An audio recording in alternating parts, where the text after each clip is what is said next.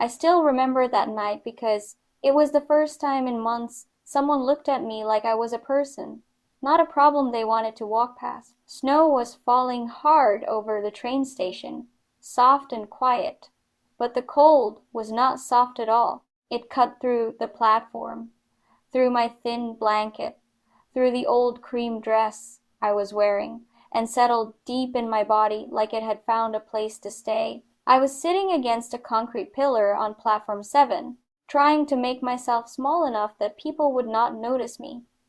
That dress used to mean something once. It had lace, tiny stitched flowers, the kind of dress a woman wore when she still believed life had good days waiting for her. Now it was dirty at the hem, torn near the sleeve, and it only reminded me how far I had fallen in 6 months. I was 28, but I did not feel 28 anymore. My hair was damp and tangled around my face. My feet were bare because someone had taken my shoes while I slept 3 nights earlier, and after that, every step felt like walking on ice, with no skin left between me and the world. People passed by quickly, collars up, coffee cups in hand, eyes fixed ahead. Nobody wanted to see a woman like me too clearly. Then I heard a tiny voice say, "Miss?" I looked up, and 2 little girls were standing in front of me, bundled in matching pink coats, their round faces peeking out from fur-trimmed hoods. They could not have been more than 5. Their dark curls slipped out from under their pom-pom hats, and they were staring at me with the kind of honest worry adults learn to hide. "Are you sleeping outside?" one of them asked, not cruelly, just plainly, like she had found something that did not make sense. "That's not good. It's too cold." I tried to answer, but my voice came out rough because I barely used it anymore. "I'm okay." The other little girl frowned at my feet. "You don't look okay. You're shaking, and you don't have shoes. My feet would be freezing without shoes." Before I could say anything else, a man's voice called from down the platform, "Emma, Lily, come back here." But the girls did not move. They just kept looking at me, as if my answer mattered. A few seconds later, their father reached us. He was tall, broad-shouldered, wearing a black coat that looked too expensive for a place like this, with a leather briefcase in one hand, and snow melting in his dark hair. "I'm so sorry," he said quickly. "They slipped away from me. Girls, you can't just walk up to strangers." Then he looked at me fully, and his sentence stopped. I knew that look. Most people tried to make it polite, but I had seen it too many times. Pity, discomfort, the quick calculation of how close they should stand. "We were helping," one of the girls insisted. "She needs help. Look at her feet." His eyes dropped to my bare, dirty feet, and something tightened in his jaw. "I see that," he said quietly. "But we have a train to catch." "We can't leave her," Emma said, and her eyes suddenly filled with tears. "Mommy would have helped. Mommy always helped people." The man's face changed then. Just for a second, the careful calm cracked, and I saw something raw underneath. Loss, maybe. The kind people carry, even when they are dressed well and standing straight. Then Lily looked at me with complete seriousness and said, "She needs a home, and we need a mommy, so it's perfect." Everything around me seemed to fade for a moment, the train announcements, the footsteps, the metal screech of wheels in the distance. Heat rushed into my face, even in that cold. I was not angry at the child. She was too young to understand what she had said, but I felt ashamed in a way I could not explain. Like my whole broken life had been placed in the middle of that platform for everyone to see. I pulled the blanket tighter around me and whispered, "I'm sorry. I don't need anything. Please, just go." Daniel knelt in front of his daughters, his voice careful. "Emma, Lily, sweetheart, that isn't how life works. You can't just bring someone home because you feel bad for them. This lady has her own life, her own situation." He stopped, like he knew those words sounded strange when my whole situation was right there in front of him. Emma wiped her cheek with the back of her mitten. "But you said Mom told you good people help when someone needs help." He looked down for a moment. I did say that. Then why not help her? Lily asked. Then she turned to me again. Our house is really big. There are lots of rooms. You could have one. I wanted to disappear, not because they were cruel, but because they were kind in a way I had forgotten existed. I forced my voice to come out stronger, even though my teeth were nearly chattering. Thank you, I said. Really, but I can't be what you're looking for. I'm not somebody's answer. Please, just go. The way Daniel looked at me after that was different, and that scared me more than pity ever had. He was not just glancing at my torn dress or my bare feet anymore. He was really seeing me, the part of me I had tried so hard to hide under dirt, cold, and silence. For a moment, I did not know what to do with that. When people stopped noticing you for long enough, being seen could feel almost painful. He lowered his voice and asked, "What's your name?" I looked away first. Does it matter? He did not rush me. He just said, "It matters to me." I held my breath for a second, because it had been months since anyone had asked my name like it meant something. "Clara," I said. "Clara Whitmore." He nodded gently. "I'm Daniel Carter. These are my daughters, Emma and Lily." The girls smiled at me like we had already known each other for years, and Daniel looked back toward the tracks before speaking again. "They're right about one thing. Nobody should be out here in this weather. When did you last eat?" I wanted to snap back, because pride is a strange thing. Even when you have almost nothing left, you still try to protect the last small piece of yourself. "I don't need your pity," I said, but even I could hear how weak it sounded. The truth was, I could not remember my last real meal. There had been half a sandwich I found the day before, and some crackers someone handed me before that, but nothing that felt like food meant for a person. Daniel shook his head a little. "It's not pity. Listen, I know this sounds strange, and I know you have no reason to trust me, but my daughters are not going to let this go. We live about 20 minutes from here. Come get warm. Eat something. After that, if you want to leave, I'll take you wherever you want to go. No pressure, no conditions." Every part of me wanted to say no. I wanted to hold on to the little dignity I still had, because accepting help from a man in an expensive coat felt like admitting that I had finally reached the bottom. But my body was tired of being brave. The cold was deep in my bones.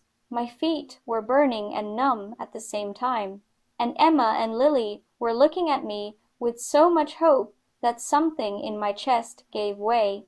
"Just to warm up," I heard myself say. "Only for a little while." The girls cheered like I had given them the best news in the world. Daniel did not smile much, but I saw relief pass across his face. His car was exactly what I imagined it would be, a black SUV with soft leather seats, clean windows, and that warm new car smell that made me suddenly aware of every bit of dirt on me. Emma and Lily climbed into the back, still talking over each other, while I sat in the front and tried not to touch anything more than I had to. I felt wrong there, too dirty, too tired, too out of place. "I'm sorry about your seats," I whispered. Daniel started the engine and turned the heat even higher. "They're just seats, Clara. They can be cleaned. Are you warm enough?" The heat was already blowing hard, and as feeling came back into my hands and feet, it hurt in sharp little waves. "I'm fine," I said, because that was still the only answer I knew how to give.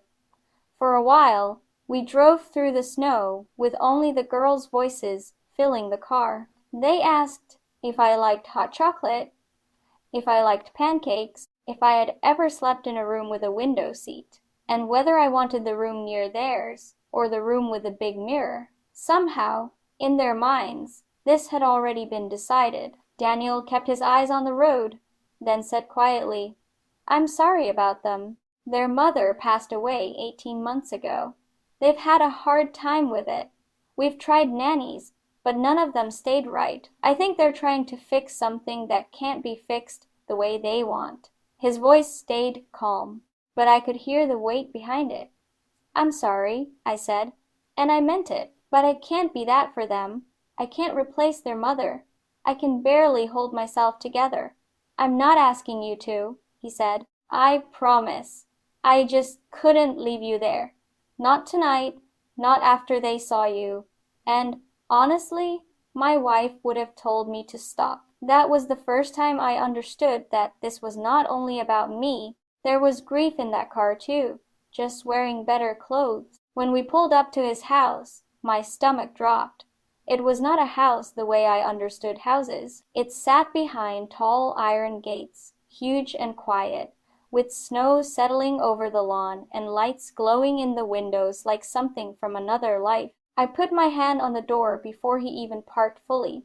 Daniel, I can't do this. This is too much. He turned off the engine and looked at me, not offended, not impatient. It's only a house, he said gently. Wood, stone, glass. What matters is what happens inside. Please, Clara, come in for a little while. Warm up. Shower if you want. Eat. Then we'll figure out the rest. Before I could answer, Emma and Lily were already out of their seats, tugging at my door, telling me they had to show me everything. Inside, the place was even bigger than it looked from outside. The ceiling seemed too high. The walls had paintings that probably cost more than I used to make in a year, and every room looked carefully arranged, like nothing had been out of place for a long time. But the strange thing was, it did not feel alive. It felt beautiful and empty, like the house was still waiting for someone who was never coming back. An older woman stepped out from the kitchen, wiping her hands on a towel, her eyebrows lifting when she saw me. Mr. Carter, I didn't expect you back so soon. And with a guest? Daniel's voice stayed steady. Helen, this is Clara. She'll be staying for dinner. Could you prepare a guest room for her? And maybe find some clothes that might fit. Some of my late wife's things should still be upstairs. Helen looked at me with surprise. Yes, but not disgust. That alone nearly broke me. Of course, sir, she said. Then she turned to me softer. Miss Clara, would you like to freshen up first? I can show you to a bathroom. The bathroom she led me to was bigger than the studio apartment I had lost. There was a glass shower, thick white towels, clean counters, and bottles of soap and shampoo lined up like small luxuries I had forgotten people used every day without thinking. I stood under the hot water for a long time. At first, I just watched the dirt run off me and disappear down the drain. 6 months of cold pavement, station bathrooms, borrowed blankets, and fear washed away in brown streams at my feet. I washed my hair once, then again, then a third time, because I could not believe it could be clean. The soap smelled like lavender, and that simple smell did something to me. I cried then, quietly, with the water covering the sound, because sometimes kindness does not feel gentle at first. Sometimes it hurts because it reminds you how long you have gone without it. When I finally stepped out, Helen had left clothes folded on the counter, soft gray sweatpants, a cream sweater, warm socks, and slippers. They were a little too big, clearly meant for a woman taller than me, but they were clean and warm, and when I pulled them on, I looked in the mirror for the first time in a long while, and almost recognized myself. When I walked into the dining room, I almost stopped at the doorway. The table was too long, the lights were too warm, and for a second I felt like I had stepped into somebody else's life by mistake. Emma and Lily were already sitting there with Daniel, and the second they saw me, both of their faces lit up. "You look pretty," Emma said, like it was the simplest truth in the world. "Doesn't she, Daddy?" Daniel looked at me, and his answer came softer than I expected. "She does." I felt my cheeks warm, not because I believed it, but because I had forgotten what it felt like to be spoken to gently. Dinner was good in a way that almost hurt. Roast chicken, warm bread, vegetables that tasted fresh, food that had been cooked for people who were expected to sit down and eat until they were full. I tried to slow myself down, tried not to look desperate, but my body didn't care about pride anymore. I was hungry, really hungry, and Daniel noticed before I could hide it. He leaned slightly toward me and said, "It's okay, Clara. Eat as much as you want. There's plenty." That almost made me cry again. But Emma and Lily kept talking so fast I didn't have time to fall apart. They told me about school, their friends, their toys, and then asked me everything at once, where I was from, what color I liked, whether I liked princesses or dinosaurs better. Daniel finally gave them a look and said, "Girls, let Clara breathe for a second." I surprised myself by smiling. "It's okay. They're sweet." After dinner, Daniel sent them upstairs with Helen to get ready for bed, and then he asked me to follow him into his study. The room looked like the kind of place where serious people made serious decisions. Shelves full of books, a large desk, two leather chairs near the fire. I sat down carefully, still feeling like one wrong move from me could stain the whole room. Daniel sat across from me and didn't waste time. "I want to help you," he said, "but I need to understand what happened, if you're willing to tell me." I stared at the fire for a moment. I hadn't told anyone the full story in months, maybe because saying it out loud made it feel too real. But he wasn't looking at me like he wanted gossip. He was looking at me like the answer mattered. So I told him. "I used to teach art," I said, "at a private school. I had an apartment, a fiancé, a normal life. Then Ryan Blake started getting involved with the wrong crowd. Betting, pills, people you don't borrow money from. He put debts in both our names, ruined my credit, emptied our account, and disappeared." My throat tightened, but I kept going. I tried to keep everything together. I really did. But bills kept coming. Collectors kept calling. I lost my apartment, and with my credit destroyed, nobody would rent to me. Then the school let me go. They said they couldn't have someone connected to that kind of trouble around students, even though I hadn't done any of it. Daniel frowned. "That sounds wrong." "It was," I said, "but being right doesn't help much when you're broke." I told him I stayed with friends until I could feel myself becoming a burden. I told him about shelters being full, about job interviews where people looked at my clothes before they listened to my answers, about how hard it is to climb out when you don't have an address, a shower, or even a clean pair of shoes. Then he asked about my family, and I laughed once, but there was no humor in it. My parents gave up on me years ago, when I chose art instead of law school. I haven't spoken to them in 10 years. No siblings, no one waiting for my call. Daniel didn't interrupt. He just listened, and somehow that made it harder to stay guarded. After a long silence, he leaned back and said, "Okay, here's what I'm thinking. My daughters need stability. You need somewhere safe. Maybe this doesn't have to be charity. Maybe we can help each other." My whole body tensed. "I'm not going to be someone's live-in girlfriend." He raised a hand immediately. "That is not what I'm suggesting." His voice stayed calm. "I'm talking about a job. Emma and Lily have gone through 5 nannies since their mother passed. None of it worked because they're grieving, and they push people away before anyone can leave them first. But tonight, they trusted you. I don't know why, but they did. And from what you've told me, you're educated, you've worked with children, and you're not irresponsible. You've been trapped in impossible circumstances." I stared at him. "You want to hire me as their nanny?" "Yes," he said. "But not just that. I want to give you a real chance to rebuild. There is a guest house behind the main house. It's small, furnished, private. You'd stay there, help with the girls while I'm at work, and you'd be paid properly, with benefits. You'd have time to get back on your feet, fix what Ryan broke, and decide what kind of life you want next." I didn't answer right away.